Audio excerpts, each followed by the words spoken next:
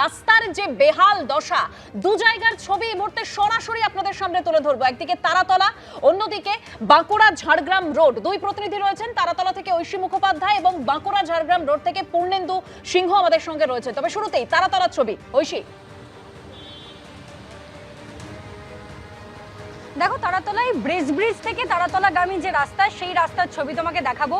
রাস্তায় যেমন রয়েছে গর্ত, এবং সেই গর্তের কি গভীরতা, তাই বর্ষায় জমা জলের কারণে কিন্তু বোঝার উপায় নেই।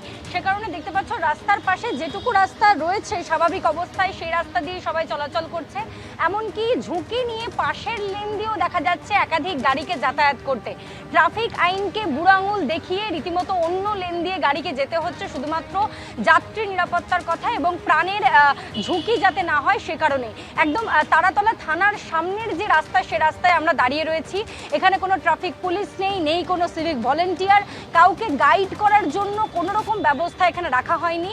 এবং যেভাবে একের পর এক গাড়ি এবং বাস রুট দেখতে পাচ্ছি, একটি বাস, বেসরকারি বাস দাঁড়িয়ে রয়েছে, সরকারি বাসের রুট এদিক দিয়ে রয়েছে, এবং সরকারি বেসরকারি যে যাত্রী বোঝাই বাস, তা কিন্তু প্রত্যেক দিন এভাবেই ঝুঁকিপূর্ণ রাস্তা দিয়ে কিন্তু তারা যাতায়াত করছে। তুমি দেখতে পাচ্ছ গাড়ির চাকা ঠিক কতখানি জলের এই গর্তে ডুবে যাচ্ছে তা কিন্তু বোঝার উপায় নেই যতক্ষণ না পর্যন্ত সেই গর্তে চাকা পড়ছে।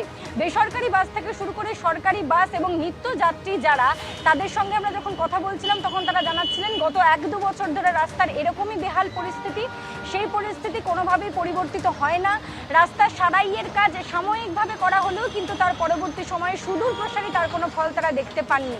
রাস্তায় দেখতে পাচ্ছ যে পরিমাণে গর্ত, এবং সেই গর্ততে জমা জল বৃষ্টির কারণে, এবং সে কারণেই কিন্তু সেই ছবি আমরা দেখতে পাচ্ছি। রাস্তায় গর্ত এবং বৃষ্টির কারণে সেখানে জল জমে রয়েছে, যার ফলে বোঝা দেয় সেই গর্ত কতটা গভীর। কলকাতার পাশাপাশি এবার জেলা বাঁকুড়া ঝাড়গ্রাম রোডের কি অবস্থা, পূর্ণেন্দু? এবং আমি দেখাবো যে বাঁকুড়া থেকে ধলডাঙ্গা থেকে ঝাড়গ্রাম যে রাস্তা, রাজ্য সড়ক, এই বাঁকুড়া ঝাড়গ্রাম 9 নম্বর রাজ্য সড়ক, সেই রাস্তার বেহাল অবস্থা। এলাকাবাসী এবং পথ চলতি মানুষ যেটা জানাচ্ছে যে বছর 1.5 আগে তৈরি হয়েছিল এই রাস্তায়।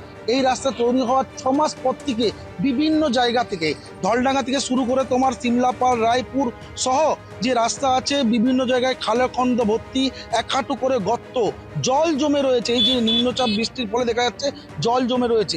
এর ফলে কি হচ্ছে যে যাত্রীবাহী বাস, পণ্যবাহী যে যানবাহন চলছে, বিভিন্ন সময় তারা বিকল হয়ে রাস্তার পাশে দাঁড়িয়ে থাকছে।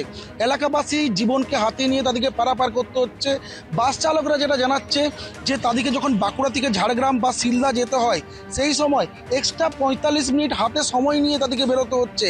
কেননা যে রুট, যে টাইম, সেই টাইমের মধ্যে তারা যেতে পারছে না, অনেকটা ধীর গতিতে চালাতে হচ্ছে। কারণ যে কোনো সময় ছোট বড় দুর্ঘটনা ঘটতে পারে। এবং যে সমস্ত বাইক, বিভিন্ন সময় এলাকাবাসী যেটা জানাচ্ছে এবং পথ চলতি মানুষও যেটা জানাচ্ছে যে কোনো সময় বাইকের দুর্ঘটনা ঘটে।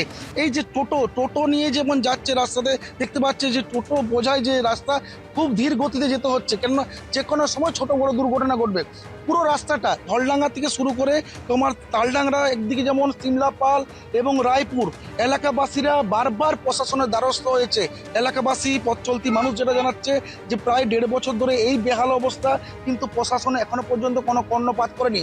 কবে রাস্তা সারাই হবে? আগের মতো রাস্তা। ছবি আমরা দেখতে পাচ্ছি, অর্থাৎ যেরকম আমাদের প্রতিনিধিও জানাচ্ছিলেন, এলাকাবাসীদের তরফ থেকে একেবারে প্রশাসনকে জানানো সত্ত্বেও কিন্তু কোনো ব্যবস্থা নেওয়া হয়নি। অর্থাৎ একদিকে কলকাতা, অন্যদিকে জেলা, সর্বত্র রাস্তার এই একই ছবি। এবিপি আনন্দ, এগিয়ে থাকে, এগিয়ে রাখে।